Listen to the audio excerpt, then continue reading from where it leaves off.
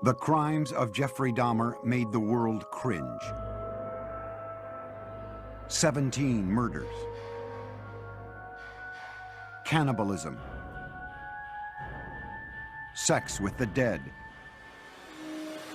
A man who made his Milwaukee apartment into a violent and erotic death chamber. One thing led to another. It took more and more deviant type behaviors to satisfy my urges. Dahmer even tried to create living sex zombies by injecting acid into their brains. Jeffrey Dahmer, it seemed, was as close to raw evil as the world had ever known.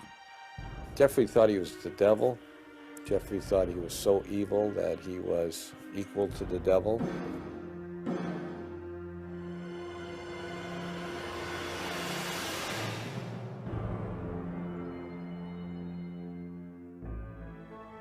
The first child of Joyce and Lionel Dahmer was born in Milwaukee, Wisconsin on May 21st, 1960, just before their first anniversary. His name was Jeffrey. It was a very happy time when Jeff was first born, and for a couple of months it was like everything was brand new and very, very enjoyable and happy, looking forward to the future. While Jeff's father pursued his chemistry degree, Jeff grew into a bright and loving child.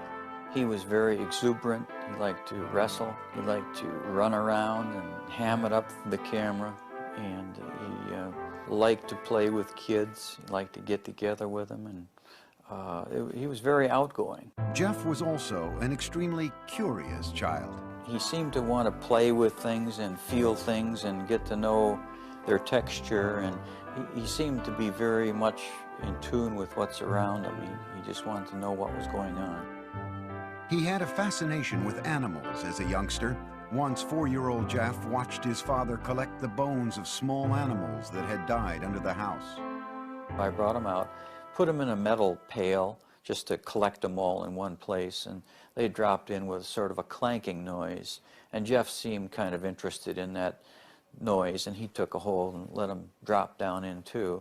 You know, in retrospect, everything looks grim and dark and sinister. You know, like, could that be the start of something evil? Well, I have to admit, it's simply just the curiosity of a child.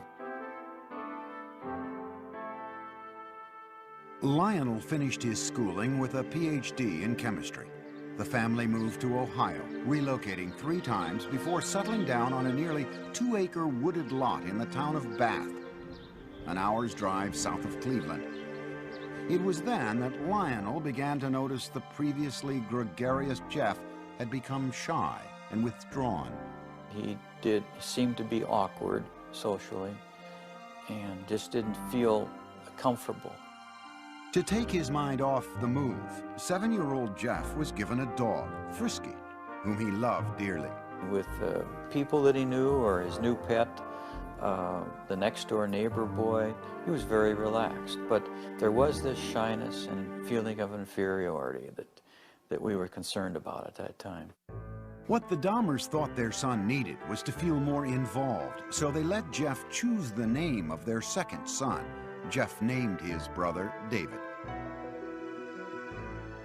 Lionel also encouraged his son to participate in activities that would include contact with other kids. What we were trying to do was to involve Jeff with activities with the thought that involvement would lead to human involvement, a forced, almost, interaction. And on the weekends, father and son planted gardens and raised sheep for competition in 4-H fairs. To commemorate their gardening days, young Jeff gave his father a handmade card with a poem. There's a picture of me eating an ear of corn on the front, and Jeff says, "The squash and the pumpkins can never compare to the kind of dad who has curly hair." And it says, "This poem is from Jeff, and I love you to death." When Jeff was 10, his mother was hospitalized and treated for anxiety. From there, his parents' marriage began to fail. Jeff's fascination with nature and small animals continued into his teenage years, when he became curious about what they looked like on the inside. For specimens, he collected roadkill. Riding around the country roads in Bath, carrying garbage bags, Jeff searched for carcasses.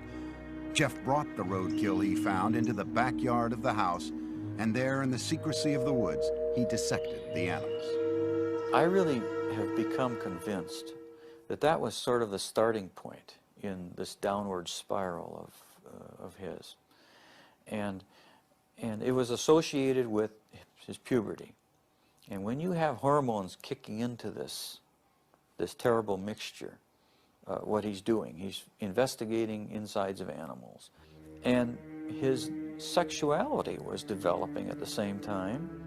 Teenage Jeff was discovering that he felt sexually attracted only to men. But the thoughts of sex with men became interlocked with fantasies of killing another man and dismemberment. The fantasies excited him, but they were unspeakable. I think it was around age 14 or 15. Started having obsessive thoughts of violence intermingled with sex. And it just got worse and worse. I didn't know how to tell anyone about it, so I didn't. I just kept it all inside. The fantasies included lying next to an unconscious man. For the first time, Jeff's fantasies crossed the line from his mind into action. He devised a plan. He would knock out a local jogger with a bat and lie next to him. On the day he opted to wait for his victim, the jogger didn't run by. He never attempted the clubbing a second time. As he entered high school, his sexual fantasies traumatized him. To escape, he began drinking.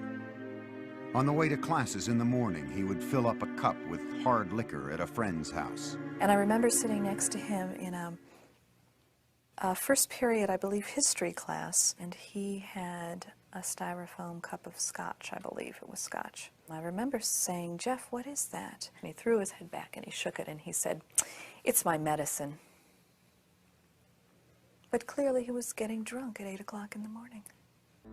At home, Jeff was watching his parents' marriage dissolve.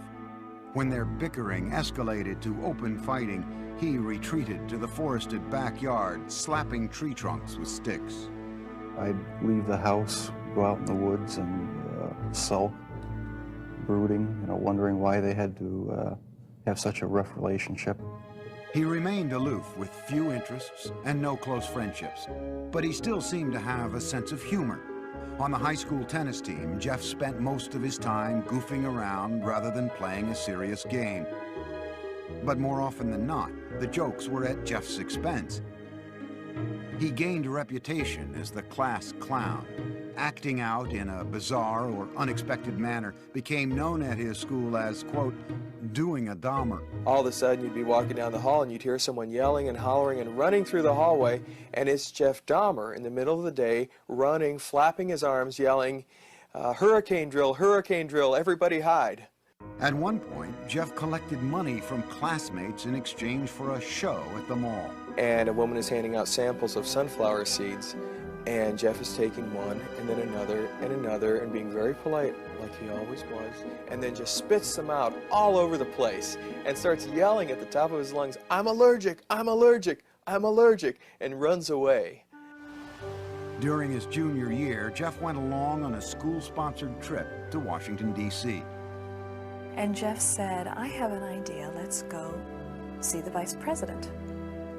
And we sort of all laughed and said, "Yes, sure, the vice president." Jeff went to a payphone. When he returned, he announced that they would be seen in the office of Vice President Walter Mondale in 2 hours. He had explained that we were high school students from Ohio working on our school newspaper, and we were in town for a week, and could we come and talk to someone in the vice president's office? His slick talking worked. Dahmer had gotten his classmates inside the executive office building to meet with Mondale. In the classroom, Jeff was something of a model student. Very polite to adults, dressed very nice, very respectful to teachers. Did his work. He could be an A student if he wanted to. Other times he would fail the class because he had no interest. He could be very polite with very good manners, yes sir, no sir, when he spoke with teachers. He was perfecting his ability to fool authority figures. But as time went on, Jeff became less interested in his performance at school. No one really knew what was going on in his mind. He didn't open up to anybody. He didn't have any close friends. And he had really slipped away from his social life the older we got in high school. At the school near Bath, Ohio, Jeffrey remained an alcoholic outcast. His behavior was the subject of mockery from other students. I don't think he connected, he didn't engage with people. So if you don't engage with people, then you, give and take of conversation and feelings, then you end up internalizing a lot. You fantasize a lot. And then the next step is to think that some of those fantasies may be real. A step Jeff was ready to make. He would kill his first victim just after high school graduation. For Jeffrey Dahmer, the summer of 1978 started with high school graduation. It would be downhill from there. His parents, after years of open and bitter fighting, divorced. Jeffrey's father, Lionel, moved out of the family house in Bath, Ohio, and into this nearby motel. Unbeknownst to Lionel, Jeff's mother took younger brother David and moved to Wisconsin. Jeffrey found himself home alone. Jeffrey was 18, and like most teens his age, he had active sexual fantasies. But Jeffrey's deviated from the norm to include thoughts of killing his lover. Now the isolation of the empty family home gave him the opportunity to act out those fantasies. Just weeks after graduation, Jeffrey picked up a hitchhiker along the road. It was 18-year-old Stephen Hicks. I wish I just kept on going, but I didn't. Turned around, picked him up, and that's when the nightmare became a reality. Jeffrey invited Hicks back to the house. They drank beers and spent a couple of hours just hanging out. Then Hicks said he had to go, but Jeffrey didn't want to be alone. He attacked Hicks, knocking him out with a barbell, and then he strangled him. Dahmer had fulfilled his fantasy, but he was lucid enough to know that he had committed a murder. He quickly began to hide the evidence. He dismembered Hicks' body with a knife, a skill he had practiced as a younger teen with roadkill. He put the pieces into trash bags and loaded them into his car in the middle of the night. He was heading for a dump site when he was pulled over by the police for drifting across the center line. The officers asked Jeff what was in the bags and why he was out so late. Jeff was trapped for the first time, but he was ready with a lie. He coolly told the cops he was troubled by his parents' divorce and couldn't sleep, so he thought a trip to the dump would take his mind off things. The police let him go with a ticket. Jeff returned home, racked with guilt over the murder. He stashed the bones of Stephen Hicks under the house for 2 weeks. Then he smashed them to bits with a sledgehammer. Behind the house, Jeff spun in a circle, tossing the fragments among the leaves and brush. In August, Jeffrey's father stopped by the house. I said, "Where is your mother? Where's Dave?" And he said, "They're gone." I said, "Well, what do you mean? They're gone, they've left." Jeff's father moved back into the house. He encouraged Jeff to find a job. But Jeff wasn't interested. He spent his days drinking, even getting himself arrested for public intoxication. Lionel took his son to Alcoholics Anonymous meetings and psychological counseling sessions. They had little impact. Nothing could erase the violence and terror his first murder had imprinted on his mind. Only the alcohol seemed to provide relief. By the end of the summer, Jeff was still jobless, so Lionel suggested an alternative: college. He enrolled Jeff at Ohio State. But Jeff spent the entire first quarter in a drunken stupor, selling his blood to plasma centers and spending the money on beer. Predictably, Dahmer flunked out and returned home. I said, "Jeff, the doors are closing. I think perhaps that the armed services might be something that you need. Like all the other choices that had been made for him, Jeff passively went along with his enlistment. After his basic training was complete, he left for an army hospital in San Antonio, Texas, where he was given specialized instruction as a field medic. There, Dahmer learned more about human anatomy. For one of the first times in his life, he was excited about what he was doing, responding to instruction and discipline. After 6 months in the Army, his sluggish body had become lean and strong. Normally shy and reclusive, Jeff became outgoing, even smiling. But the mood swing was temporary. The Army sent him for a tour of duty in Germany, and there, once again, Jeff emptied bottle after bottle. His superiors noticed and gave Dahmer an early discharge. He went directly to Miami Beach without contacting his family. He worked in a sandwich shop and lived out of a motel. When his booze bills exceeded the room costs, Jeff took to sleeping on the beach. And he was terrified one night when a rat, big, huge rat, came crawling over him, and he called us. He said, he needs some money. I said, we won't send you money, but we'll send you a ticket. You come home. So I met him at the airport, Cleveland Hopkins Airport, and he had a smile on his face. But as I got closer, it wasn't a smile of happiness, it was a smile of inebriation. Lionel tried for a year to help his alcoholic son, to no avail. Jeff was sent to stay with his father's mother near Milwaukee. There, he seemed to find some stability at last, making a concentrated effort to turn his life around. He stopped drinking, went to church with his grandmother, and he fought what he believed were immoral homosexual urges, which eventually led to his inescapable fantasies about murder. Dahmer even found jobs, first at a blood bank and then working nights as a chocolate mixer in a candy factory. But the lifestyle of church-going and right living, as he called it, didn't last. After 3 quiet years in his grandmother's home, Jeff came face to face with his fears. At the library, a man handed him a note offering sexual favors. Dahmer declined, but he would later say the note was a turning point. It awakened sexual desires deep inside him. Specifically, he wanted the submissive company of another male. He wanted someone to fulfill his sexual needs, but he didn't want to be burdened by anyone else's needs. Jeffrey started with a perfectly submissive partner. He stole a store window mannequin. He kept the plastic man in his closet, bringing it out to masturbate onto until his grandmother found it and insisted he get rid of it.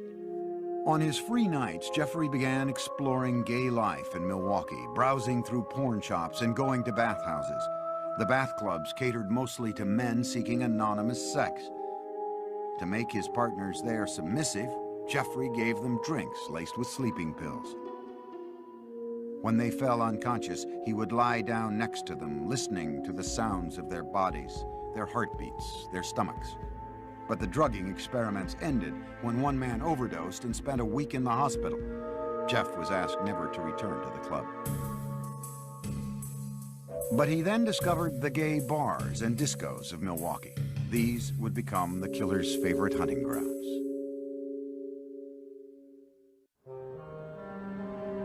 By his late 20s, Jeffrey Dahmer was settled in Milwaukee, living at his grandmother's and prowling the city's gay scene. No one suspected that this reclusive loner with boyish good looks was on his way to becoming a psychopathic serial killer. He did take pleasure in the fact that he was in control of his own little world, that nobody knew what was going on, that he was the master of it. Dahmer could fit in with any group, and you wouldn't say, oh, he must be crazy, or he must be a killer. That's why he was so successful. He was not a repulsive individual. Certainly not in Milwaukee's gay nightclubs. We have it on good facts that he was considered somewhat of a honey in the gay community, that people found him attractive. Several people told us that he was the kind of guy that you wanted to take care of, you wanted to baby him. But Dahmer had very specific requirements for his men. He chose a body style. He liked long, lean, smooth, muscular, body styles, and it didn't matter if they were black, white, yellow, red, or brown. If he found them attractive, he would try to get them. In November 1987, Dahmer met 25-year-old Steve Toomey at a downtown club called 219. After a few drinks, they left the bar for a night at the nearby Ambassador Hotel. Dahmer used an old trick to get Toomey into the submissive state he craved. I had put some sleeping pills in his drink to render him conscious, and was just going to spend the night with him. When I woke up in the morning, my forearms were bruised, and his chest was bruised, and blood was coming out of his mouth. He was hanging over the side of the bed, and I have no memory of beating him to death, but I must have. But Dahmer didn't panic. He went out and bought the biggest suitcase he could find. At the hotel, he crammed Toomey's body into the case, dragged it into a taxi, went back to his grandmother's house, and dismembered Toomey in the basement. That's when the obsession went into full swing. He decided after that second death that he would no longer attempt to control his desires, that he would give full rein to them, yield entirely to them, and after that his life became the pursuit of unmitigated sexual pleasure. Dahmer now decided to pursue his fantasies of ultimate control. It was no longer enough to have his partners submissive just for a night. He wanted to keep them that way forever.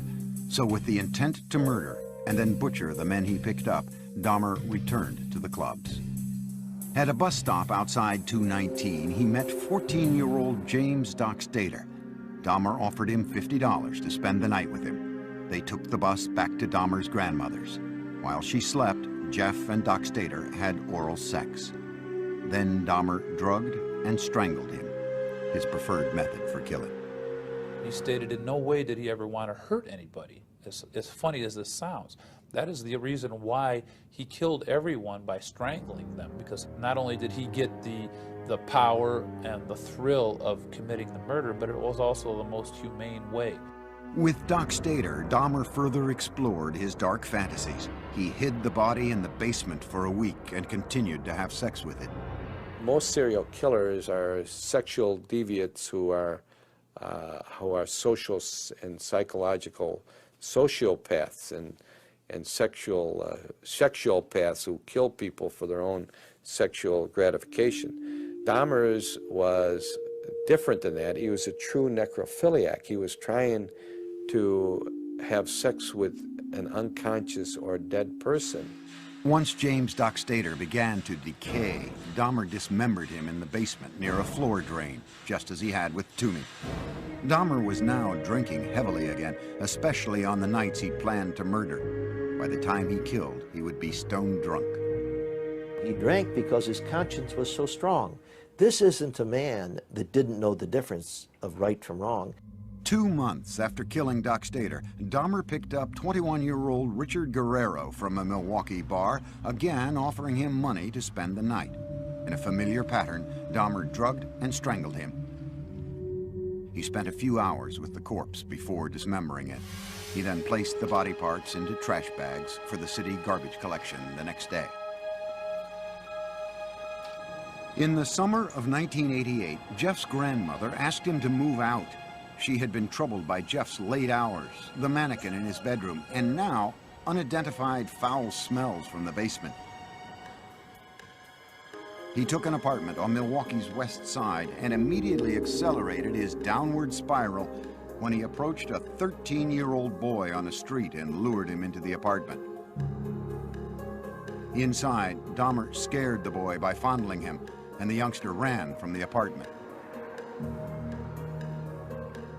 Dahmer was convicted on second-degree sexual assault charges only. The murders were still his secret. He was sentenced to 1 year in a work release program that required him to spend his nights in a prison dormitory while he continued working at the chocolate factory. In the 10 days before he began his sentence, Dahmer struck again. He met 26-year-old Anthony Sears at the gay club La Cage and killed him. He mummified Sears' head and genitals and kept them inside his locker at the chocolate factory.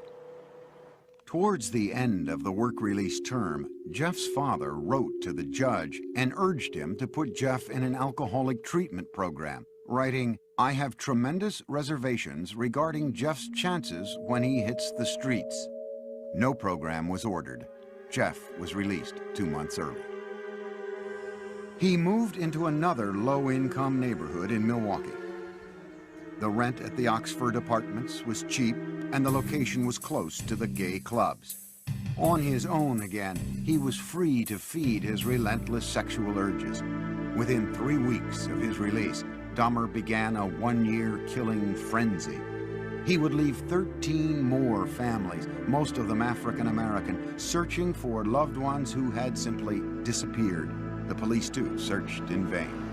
Once Jeff started on his killing spree, all of his financial resources, all of his time, money, effort, desires, emotions, thoughts went into his secret world of killing people and keeping them with him. Many times he talked about trying to fight it, even after he had killed a couple people, saying how he wasn't going to do it again, but within a month he would be back out at the bar stalking. One victim almost got away. Dahmer had drugged 14-year-old Konorak Synthesomphone, the brother of the boy Dahmer had been jailed for molesting the year before. As Konorak slept, Dahmer went out to buy more liquor. But while he was gone, the teen woke up. He staggered out into the street naked. A concerned neighbor called 911. Milwaukee Emergency Operator 71. Okay, hi. I'm on 25th and State, and this is young man. He is butt naked. He has been beaten up. He is very bruised up. He can't stand. He's study fall out. He is butt naked. He has no clothes on. He was really hurt. Police arrived. By this time, Dahmer had returned from his beer run. As he had with police in Bath, Ohio after his first killing, Dahmer smoothly lied. He told police that Konorak was his gay lover who simply had too much to drink. He brought the cops into his apartment and showed them Polaroids he'd taken of the teen, proof, he said, of their relationship. The police believed the 14-year-old was of legal age and left him behind with Dahmer. They wrote the incident off as a lover's quarrel. Again, Dahmer had been slippery enough to keep his killings a secret. As soon as the cops left, he murdered the boy. Inside Dahmer's apartment, the bodies began to pile up. So he bought a 57-gallon drum and filled it with a powerful acid to dissolve the dismembered limbs and torsos. After weeks in the acid, the remains of Dahmer's would-be lovers became sludge, which he flushed down the toilet or the bathtub drain.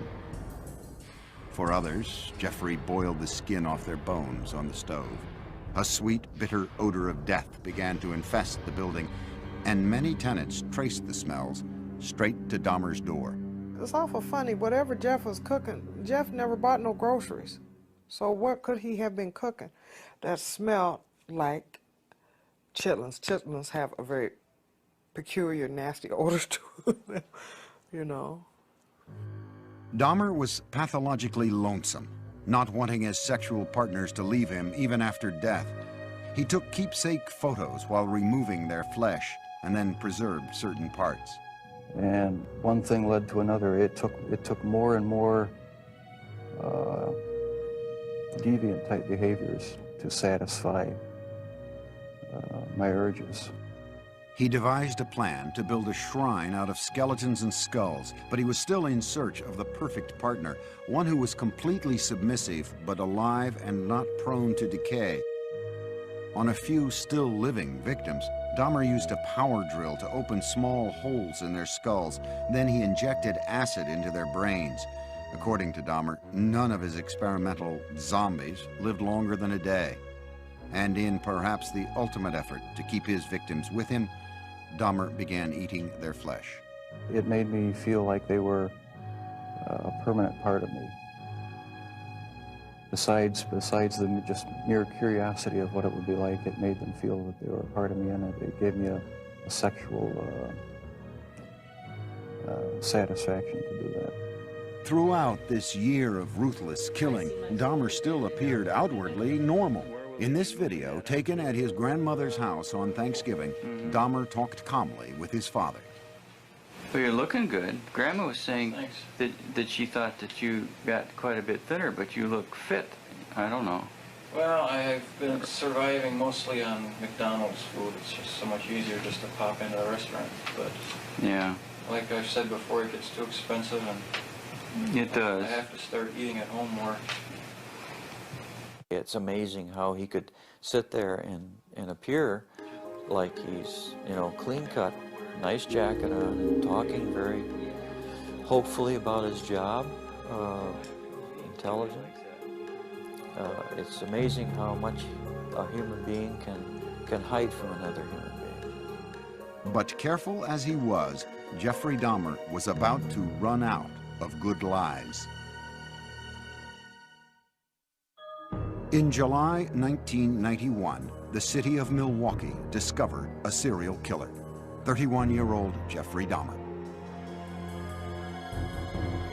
One man, Tracy Edwards, had managed to escape from the horrors of Dahmer's apartment and flag down a passing patrol car. When the officers entered the apartment, they found 83 Polaroids of bodies in various stages of dismemberment. There were more shocking discoveries in the kitchen. There were 4 fully enfleshed skulls still there, sitting in a refrigerator. One of the officers said he opened the icebox. He heard a scream. It was only later that he realized that it was he himself who had screamed.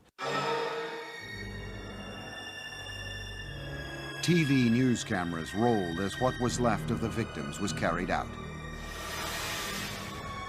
The 57-gallon drum filled with the torsos of 3 men. A freezer with dismembered limbs and flesh. Metal cooking pots with mummified hands and genitals. This time, there was no lie Dahmer could tell to save himself. He was walking in a pretty defeated manner. His shoulders were hunched, his head was down, he was sweating profusely. He kind of had a faint, kind of a whining, like a baby crying noise about him. At the police station, detectives began a marathon interview with the suspected killer. Dahmer at first blamed the booze instead of himself, saying he wouldn't have been caught if he hadn't been so drunk. But Dahmer was now clearly scared.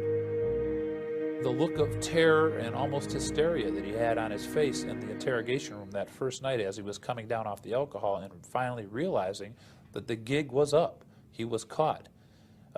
He did cry several times. He went into a rage. Besides asking to kill himself, he stood up and pounced around a couple times. Once Dahmer sobered up, no one could guess at the gruesome details to follow. He made this statement: when I tell you what I'm going to tell you, you're going to be famous. And I tried to say, look, Jeff, there's nothing that you can tell me that is going to freak me out. And he laughed at that. He said, you don't know what I've done. Dahmer spent the next 6 weeks with the detectives, recounting the murders of 17 men, a 159-page confession. It seemed cathartic to Dahmer to finally get the deeds of the last 13 years off his chest. With the information from his confession, investigators went back to Dahmer's childhood home in Bath, Ohio. They raked up the shattered bones of Stephen Hicks, Dahmer's first victim. The Milwaukee County coroner started matching skulls with torsos, and the police began the sad task of notifying families. Dahmer pleaded guilty but insane. The issue of his sanity would be the sole question before the jury.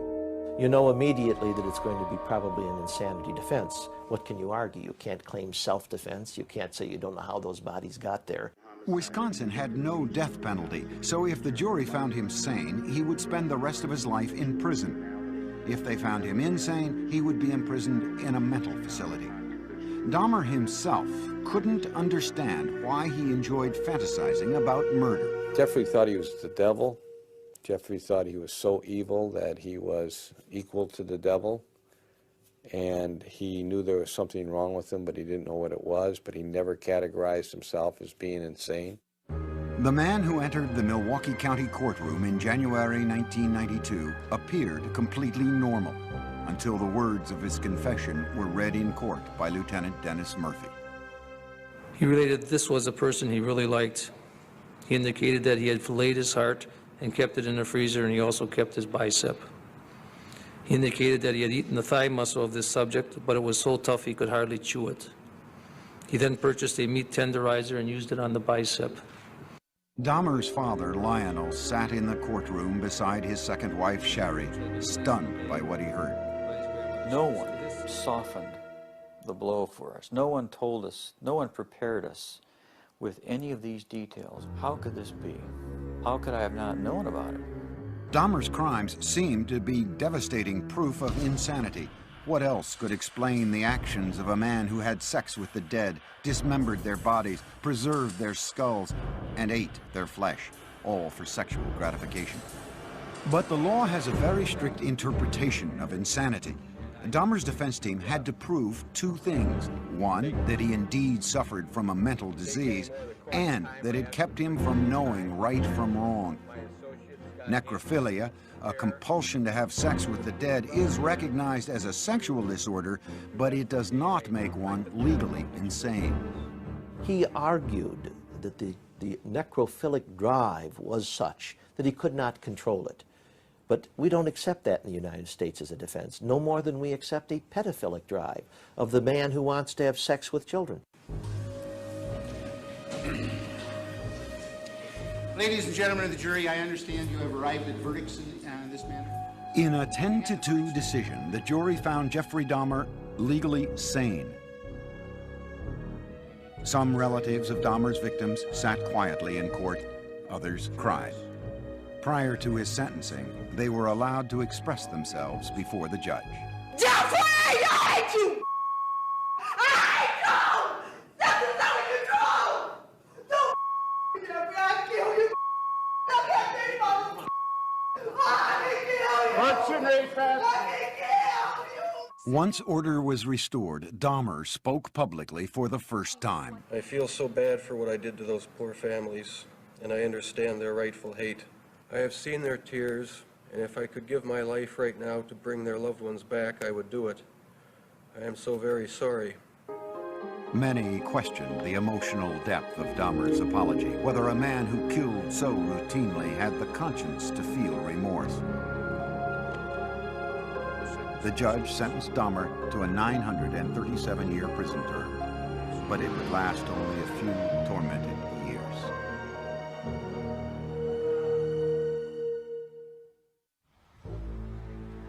Jeffrey Dahmer's final home was the Columbia Correctional Institution in Portage, Wisconsin. His former residence at the Oxford Apartments in Milwaukee stood as a painful reminder of the lives that ended there. So in November 1992, it was demolished. In his prison cell at the age of 32, Dahmer's life became a conflicted introspection, trying to sort out the blame for his killing nature and seeking divine forgiveness for it.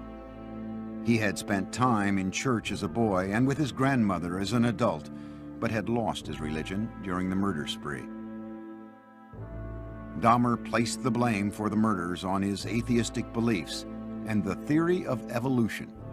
He said, if it all happens naturalistically, what's the need for a God? Can't I set my own rules?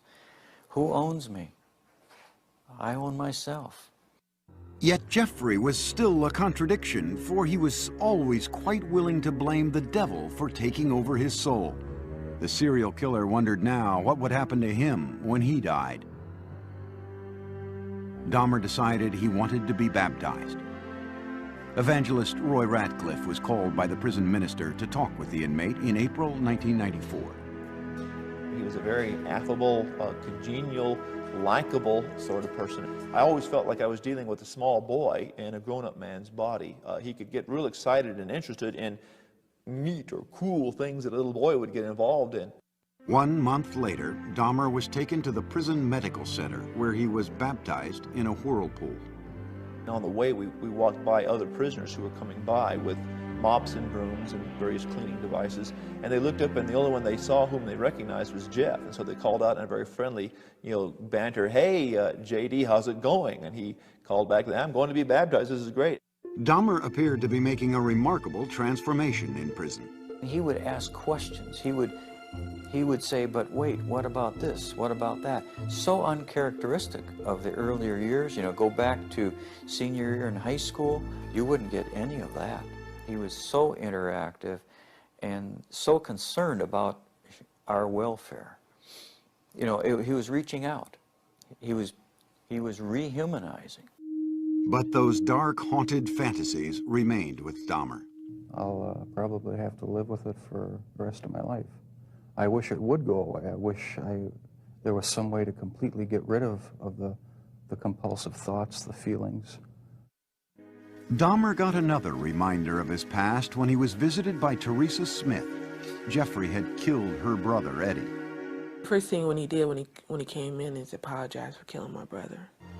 I asked him why my brother, and he said he seen the way he danced, you know, and he liked the way he looked, and he said I was just attracted to him. He said he had strangled him, and then he was trying some new experiment or something with preserving the skull and the body and whatever, and it didn't work. So he had to destroy him. Dahmer had spent his entire adult life as the predator. But now in prison, he became the prey. The notorious serial killer was a target for other inmates. In August 1994, he was attacked in the prison chapel with a crudely fashioned knife. He survived. But on November 29, 1994, inmate Christopher Scarver, who called himself Christ, bludgeoned Dahmer with a metal rod from the prison gym. Dahmer died on the way to the hospital. Among his last wishes, Dahmer had asked to be cremated. His ashes were split between his mother and father. There are statements in his will and testament that say, I don't want a marker, I don't want a grave, I don't want a funeral, I don't want any kind of... He's saying, I want to be wiped out. But the horrible questions that his life of killing posed do continue, and they defy answers. There's a mystery of mysteries that will never be solved. Even if he lived, I don't know that what he was all about would ever be solved, except maybes. It's hard when there's no explanations. Sure, there were red flags in Jeff's life, but no one knew about him. He was so secretive and so careful.